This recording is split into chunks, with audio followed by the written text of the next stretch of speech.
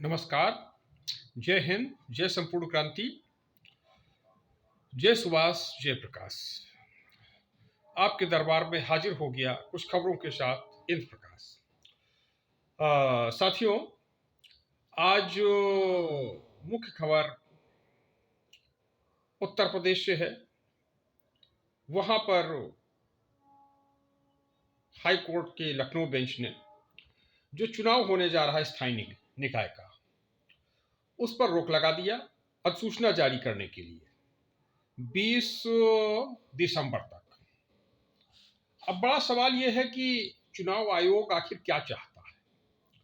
चुनाव आयोग को अभी एक मध्य प्रदेश का प्रकरण आया जिसमें मध्य प्रदेश में चुनाव हो गया, चुनाव होने के बाद निरस्त करना पड़ा, निरस्त हो गया। बिहार में अधिसूचना जारी कर दी गई, लोग चुनाव प्रचार के लिए जो है निकल पड़े, तारीखों की घोषणा हो गई, लेकिन फिर अचानक निरस्त कर दिया गया। अब फिर बिहार में 18 दिसंबर और 28 दिसंबर को चुनाव होना है, उसकी भी प्रक्रिया चल रही है। तो चुनाव आयोग, कोर्ट, इन सब में जनता का क्या होगा। तो जब चुनाव आयोग को पूरे 5 साल के लिए होता है तो चुनाव आयोग को पहले ही ये सब तैयारी कर लेना चाहिए, लेकिन तैयारी नहीं हो रही है। तो आखिर सवाल है कि ये सब तैयारियां क्यों नहीं हो रही हैं, कौन इसमें विलंब कर रहा है और नियमों का पालन नहीं हो रहा है। एक विषय ये है। दूसरा विषय यह है कि बिहार में जो चल रहा है कि अति पिछड़ों को भी आरक्षण मिलना चाहिए, वो सही तरीके से नहीं मिल रहा है। जबकि उत्तर प्रदेश की समस्या उससे भिन्न है। हालांकि उत्तर प्रदेश में भी यह समस्या आएगी, क्योंकि जो जस्टिस राघवेंद्र कमेटी है, तो जस्टिस राघवेंद्र कमेटी ने कहा कि अति पिछड़ों को आरक्षण मिलना चाहिए। उसने उसका एक क्राइटेरिया भी बना दिया कि कुछ जातियों को 7% मिले, यानी 27% में उसने बंटवारा कर दिया जस्टिस राघवेंद्र कमेटी ने कि 27% में किसी को 7% मिलेगा, किसी को 8% मिलेगा, किसी को 12% मिलेगा। कुछ जातियों को 7%, कुछ फीसदियों को 8%, कुछ फीसदियों को 12%। तो अब वो कमेटी लागू किया जाना चाहिए। और वो कमेटी जैसे हुकुम सिंह की कमेटी थी, सामाजिक न्याय समिति की कमेटी, राजनाथ सिंह के मंत्रिमंडल में बनी हुई थी जब वो उत्तर प्रदेश के मुख्यमंत्री थे। और दूसरा एक विषय ये है कि जैसे कर्पूरी ठाकुर फार्मूला आया और उत्तर प्रदेश में छेदीलाल साथी आयोग की रिपोर्ट और मंडल कमीशन के ही अंतर्गत एल.आर. नायक की रिपोर्ट। तो एल.आर. नायक की रिपोर्ट क्यों नहीं लागू की जा रही, आखिर क्या दिक्कत है एल.आर. नायक की रिपोर्ट लागू करने में। वो यही कहते हैं, एल.आर. नायक स्पष्ट मंडल कमीशन में अपने कहते हैं कि बड़ी मछलियां छोटी मछलियों को खा लेती हैं। जिस प्रकार से अंग्रेजों ने भारतीयों के साथ अन्याय अत्याचार किया, जब भारतीयों को शासन सत्ता मिली तो कुछ लोगों ने कहा कि भाई भारत में एक सवर्ण है, दूसरा अवर्ण है। तो सवर्ण शासन कर रहा है अवर्णों पर, जो कालांतर में जो है SC ST OBC कहलाए।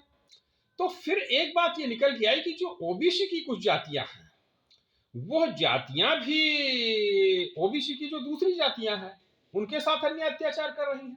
आखिर क्या कारण है कि कैटेगरी एक ही OBC, लेकिन किसी के पास कोई लैंडलॉर्ड है और कोई लैंडलेस है OBC ही।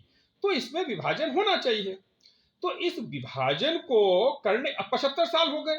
75 साल में उत्तर भारत के विभिन्न प्रांतों में अतिपिछड़ों का आरक्षण है, लेकिन उत्तर प्रदेश में अतिपिछड़ों को आरक्षण नहीं है। तो यह भी एक विसंगति है। तो अतिपिछड़ों को भी आरक्षण मिलना चाहिए जिसके पास बिल्कुल जमीन नहीं है, नाव है, बारी है, कहार है, तेली है, तमोली है, इन समाज के लोगों को मिलना चाहिए आरक्षण। अब दूसरी तरफ कुछ जातियां जिनके पास आर्थिक रूप से संपन्न हो गई हैं और जमीन भी उनके पास अधिक है, तो कोई न कोई ये आखिर विसंगति जो अति पिछड़ों में बन गई है कि कोई जो है बिल्कुल जिसके जमीनों का मालिक है, बहुत पैसे वाला है और राजनीति में भी उनकी जो है भागीदारी हो रही है, कई कई बार मुख्यमंत्री बन रहे हैं। और कोई ऐसा भी आदमी है कि जिसका विधायक नहीं बन पा रहा है, सांसद नहीं बन पा रहा है, तो ये देखने वाली बात है कि भाई कैसे ये विसंगति दूर होगी। तो ये हालांकि प्रकरण अभी राघवेंद्र कमेटी का नहीं आया है। राघवेंद्र कमेटी को लागू करने की बात निरंतर जनता दल इंफोमार गुजराल कर रहा है, चौधरी किरण सिन्हा यूथ ब्रिगेड कर रही है कि यह जस्टिस राघवेंद्र कमेटी की रिपोर्ट अविलंब लागू की जाए और अति पिछड़ों का आरक्षण सुनिश्चित किया जाए। अब एक विशेष खबर मध्य प्रदेश से। तो मध्य प्रदेश में भोपाल में आज मुख्यमंत्री वहां के माननीय शिवराज सिंह जी ने 5G सेवाओं की शुरुआत कर दिया है। तो अब मध्य प्रदेश भी उन शहरों में की सूची में आ गया है जहां पर वो 5G सुविधा मिलेगी। अब चलते हैं बिहार। तो बिहार में जो विशेष बात यह है कि एक तो दानापुर में 3 लोगों के ऊपर धावा बोल दिया गया, उसमें एक व्यक्ति की हत्या हो गई। और दूसरा क्या हुआ कि छपरा की स्थिति आ रही। तो छपरा में 5 लोगों की हत्या वो मौत हो गई। तो जो मौत हो गई तो उस पर विषय आ रहा कि ये शराब से मौत हुई है या संदिग्ध हुई है। कुछ मीडिया दिखा रही है कि शराब से मौतें हुई हैं। और भारतीय जनता पार्टी के जो विधायक हैं उन्होंने भी कहा कि यह मौतें भाजपा के विधायकों ने कहा कि यह मौतें शराब से हुई हैं। और इस बात को लेकर के विधानसभा में बड़ा उन्होंने जो है सदन का बहिष्कार भी किया और नारेबाजी किया और अपना विरोध प्रदर्शन किया।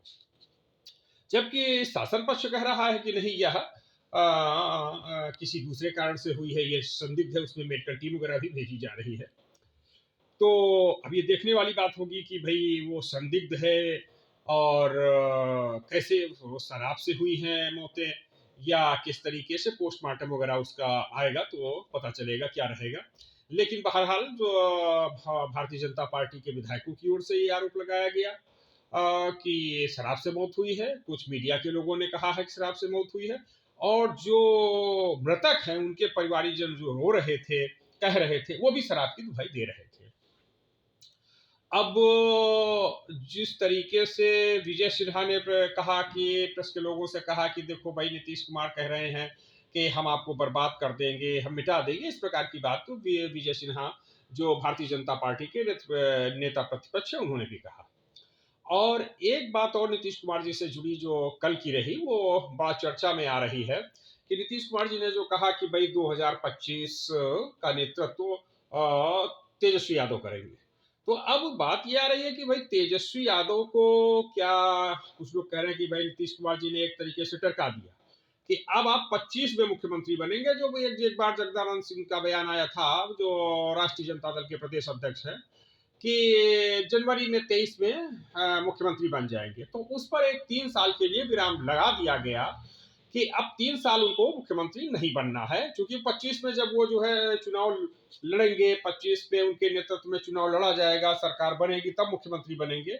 और इधर अगर 20 में कहीं कोई मामला ऐसा बना कि सरकार किसी दूसरी पार्टी की बन गई तो वो भी उनके हाथ से गया, ऐसा कुछ लोगों का कहना है जो एक्सप्लेन किया जा रहा है।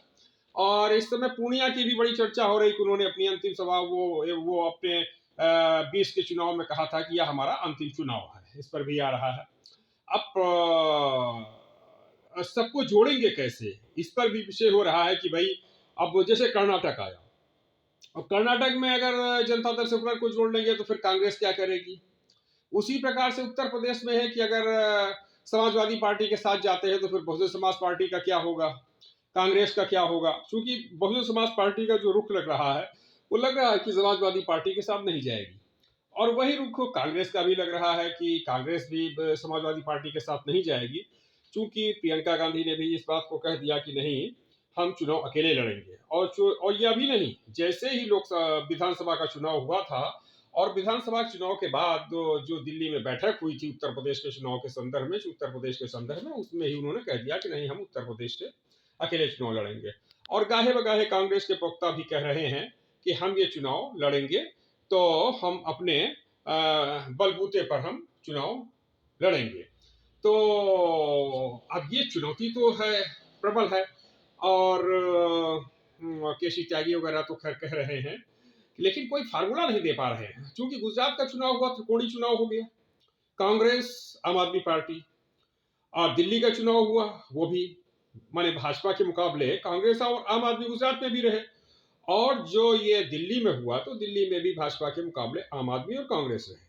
तो उसी प्रकार से जो स्थिति लग रही है कि भाई क्या गुल खिलाएगा, कैसे लोग एकजुट होंगे, तो एकजुटता पर एक तो सवाल उठ रहा है।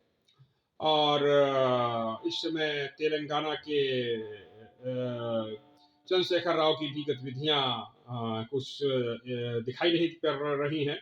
और जो दूसरा कभी माननीय ममता बनर्जी बड़ा प्रयास किया करती थी, तो ममता बनर्जी का भी जो है कहीं कोई इस समय ठोस प्रयास नहीं दिख रहा है। नहीं तो उन्होंने भी फेडरल फ्रंट बनाने की बात किया था और देश का दौरा करने लगी हुई थी, तो वो एक तरीके से जो है इस समय शांत है। अब आगे क्या भूमिका बनती है इन लोगों की, तो ये देखना रहेगा। जबकि अभी माननीय किरण सिन्हा जी भी प्रयास कर रही हैं, और उनका मानना है कि इस पूरे उसमें बीजद के बिना बीजू जनता दल और जनता दल सेक्युलर को वो भी साथ ले रही हैं, सहमत हैं और लेने की बात भी कर रही हैं। और खासतौर से बीजू जनता दल, माननीय किरण सिन्हा जी का कहना है कि बीजू जनता दल को भी साथ लिया जाए। और कम से कम ये होना चाहिए कि भाई बीजू जनता दल हो गया, जनता दल यू हो गया, जनता दल आई इंद कुमार गुजराल हो गया, और राष्ट्रीय जनता दल हो गया, जनता दल सेक्युलर हो गया। तो कम से कम ये 5 दल पहले एक साथ गठबंधन करे और विलय करे। गठबंधन के बजाय विलय करे तो अच्छा रहेगा। और फिर विलय के बाद फिर दूसरे नंबर पे जो जनता दल से निकली हुई पार्टी है, जैसे समाजवादी पार्टी हुई, राष्ट्रीय लोकदल पार्टी हुआ, बिहार में लोक जनशक्ति पार्टी हुई, और हम हुआ पार्टी मांझी का, अवामी पार्टी उनका। तो इस प्रकार से रहेगा।